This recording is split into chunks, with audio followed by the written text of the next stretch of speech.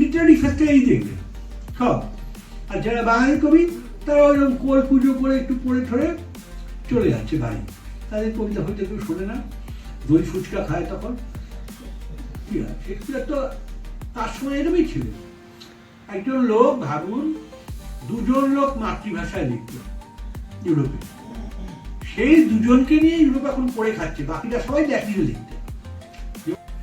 এখন অরিজিৎ মিত্র স্মারক কমিটি আমাদের আজকের যে যারা সভা ডেকেছেন তাদের আমরা কি বলে ধন্যবাদ জানাবো, তারা তো বন্ধুই। অরিজিৎ মিত্রের সঙ্গে আমার পরিচয় ছিল সময়ের সংলাপে, আর রাজীব, অরূপ, অনুপমা, রাজীব অরূপ অনুপমার মেয়ে, তার সঙ্গে পরিচয় হলো। তো এখানে আরো অনেক বন্ধুই আছে যাদের কথা বলা যায় আমরা আসলে একটা ঘরোয়া সভায় মিলিত হয়েছি। কবিদের আর কি বা করার আছে, এখানে তো দেখছি অনেক সদস্য। আমি আশাই করিনি, আমি সত্যি কথাই বলছি, আমার মনে হয়েছে যে এত লোক হবে না।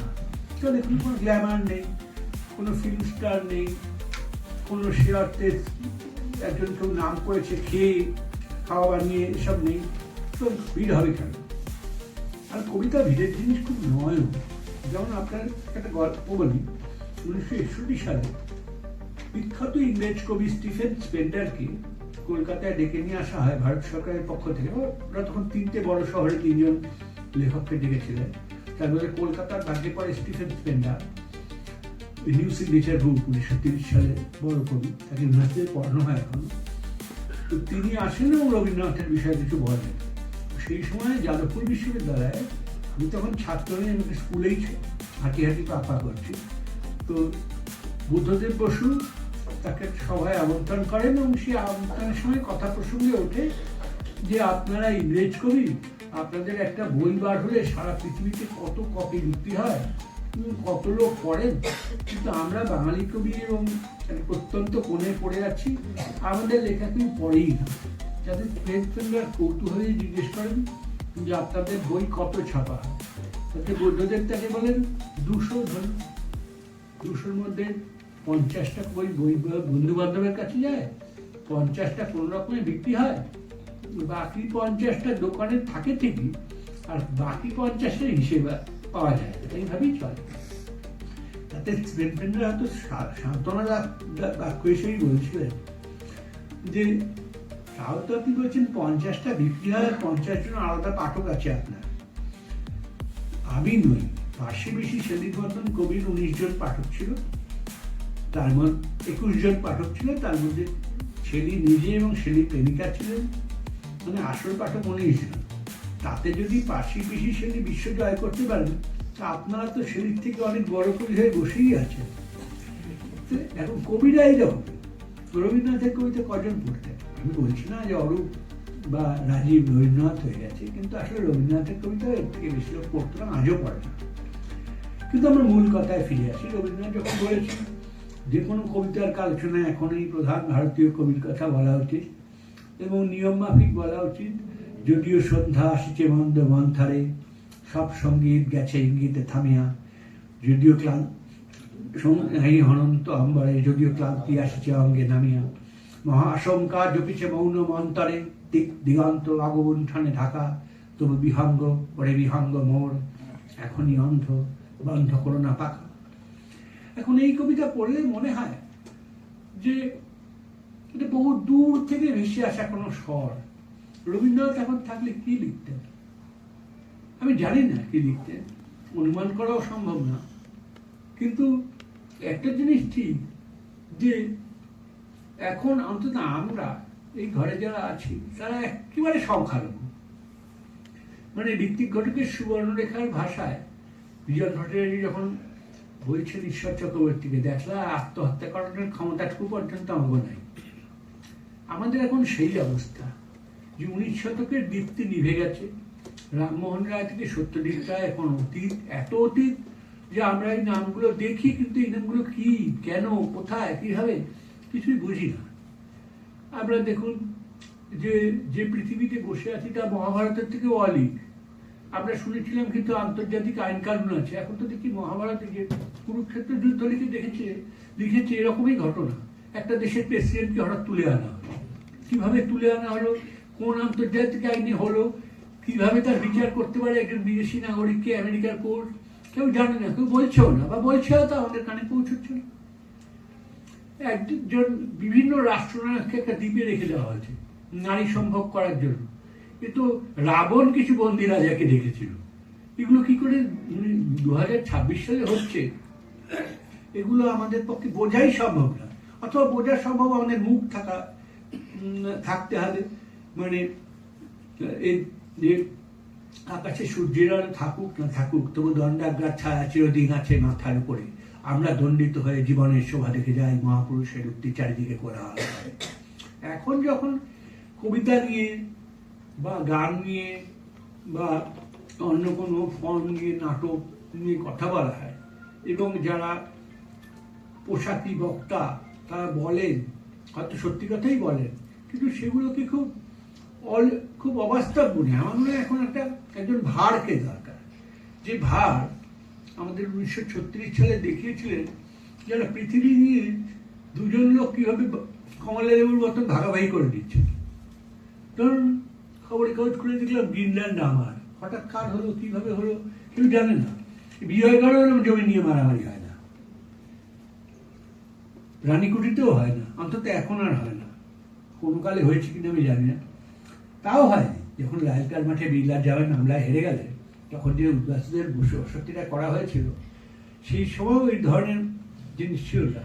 কিন্তু এখন ধরুন ডোনাল্ড ট্রাম্পের মনে হচ্ছে সে জায়গা আমার, আরেকজন প্রেসিডেন্ট তার কিছু অন্যায় হয়েছে বলে ধারণা, সেইটাকে তুলে আনা হলো। এর জন্য লেনিয়ার মায়াকোভস্কিকে দরকার হয়।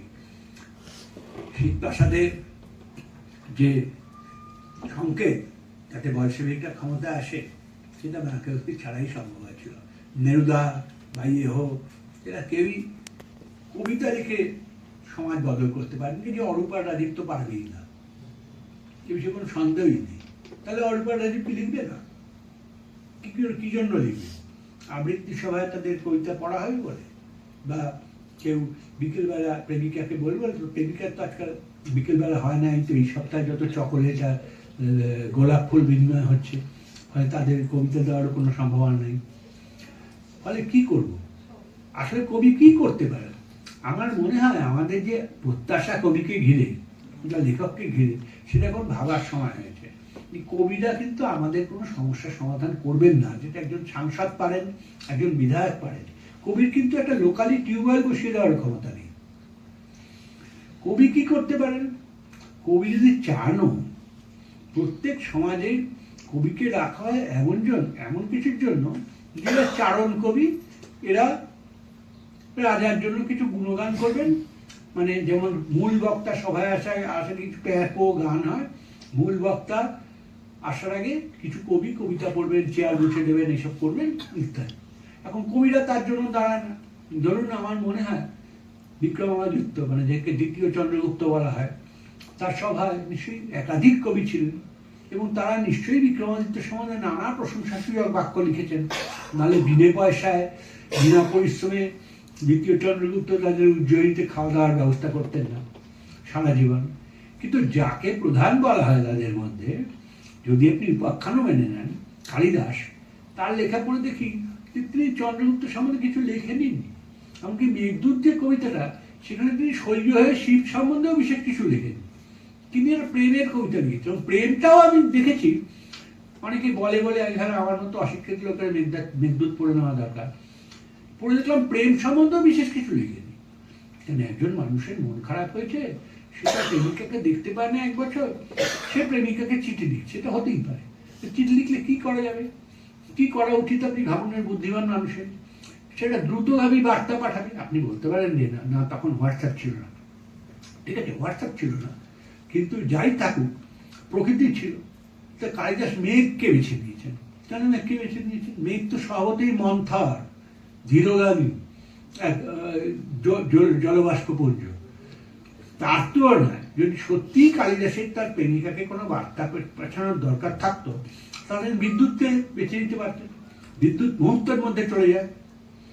কিন্তু কালিদাস ইচ্ছে করে এমন একটা অনুভূতিকে বেছে নিয়েছেন, এবং তাকে সংকেত বার্তা হিসেবে প্রেরণ করছেন মেঘদূত জুড়ে, যে খুব বিলম্ব বলা হতো, এবং কেন হেও করা হতো। আজকেও যেমন এইসব লিটারারি ফেস্ট টেস্ট যাই, জৈবাত নেমন্তন্ন পাই, তো যাই, একটু লাভও হয়, ক্ষতি হয় না। মানে ওই কাজ বেঙ্গলের নেমন্তন্ন যাই না, কারণ ওদের একটু ভালো জামা কাপড়, মানে থ্রি পিস লাগে, ওটাই যাই না। কিন্তু যে আলিপুর জেলে যাই, তো তাতে টাকা যায়, তো সে টাকা পেলাম। এখন এখানে গিয়ে দেখি যে এই যে সমাজ শেক্সপিয়ারের কথা বলতে, যে সবাই ইংরেজিতে কথা বলছে, ইংরেজি উপন্যাস লিখবে সুন্দরবন নিয়ে, কিন্তু ইংরেজিতে লিখবে বলে লোকে ধন্য ধন্য করছে, যেন সুন্দরবনের চাষি ইংরেজি জেনে ভরিয়ে দিয়েছে, এবং যেন সুন্দরবন নিয়ে আমাদের কোনো বাঙালি লেখক কোনোদিন লেখেননি। সবাই সুন্দরবন যায়, সুন্দরবন কিরকম জানতে এসেছে ইংরেজিতে, নো ইয়োর সুন্দরবন বই পড়ছে। কিন্তু এরা আমাদের লিটারারি ফেস্টে এই দেখবেন সব। আর যারা বাঙালি কবি, তারা ওইরকম কোল পুজো করে একটু পড়ে ঠরে চলে যাচ্ছে বাড়ি, তাদের কবিতা হয়তো কেউ শোনে না, দই ফুচকা খায় তখন, এইরকম। তো এই যে শেক্সপিয়ার তো তার সময় এরকমই ছিলেন। একজন লোক, ভাবুন, দুজন লোক মাতৃভাষায় লিখতেন ইউরোপে, সেই দুজনকে নিয়ে ইউরোপ এখন করে খাচ্ছে, বাকিরা সবাই ল্যাটিনে লিখতেন। যেমন আজকে যদি রাজীবকে নাম করতে হয় বা অরূপকে, তাহলে ইংরেজিতে লিখতে হবে, তাতে তবু কিছু হতে পারে। এতে তো আমার মনে হয় না অরূপ বিশ্বাস ছাড়া কেউ লেখা পড়বে।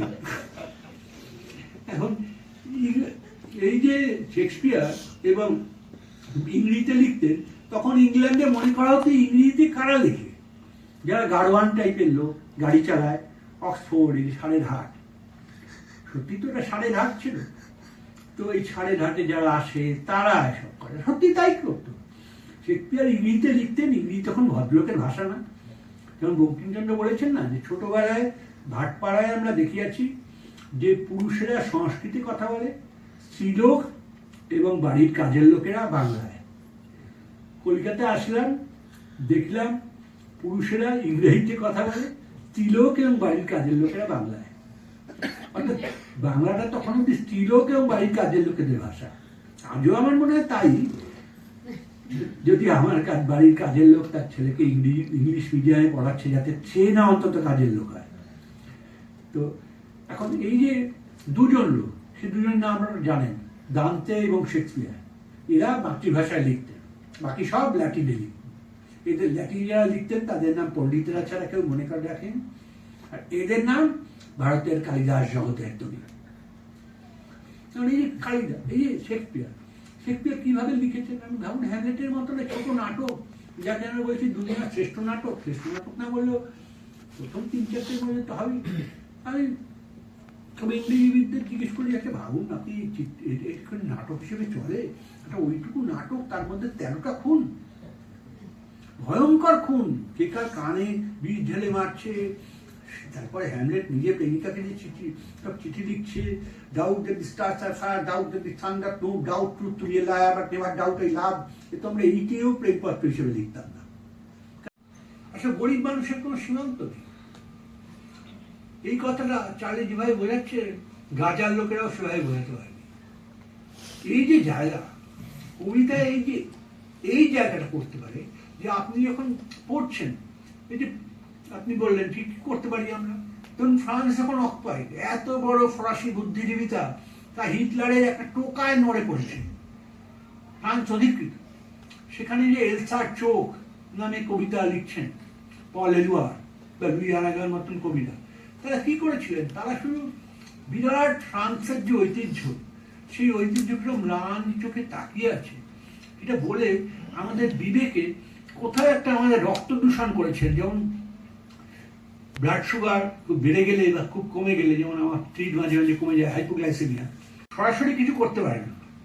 ফলে কবির পক্ষে সমাজ এটা আশা করা যায় না যে কবি বেকার ভাতা দিয়ে দেবেন, এসব কিছু করবে না। কোনো কবির কথাতে সরকার বেকার ভাতা দেবে না বা বেকার উচ্ছেদ করবে না, কিছুই করবে না। কিন্তু কবি এই কাজটা করতে পারে, তাহলে যুগে যুগে করেছেন।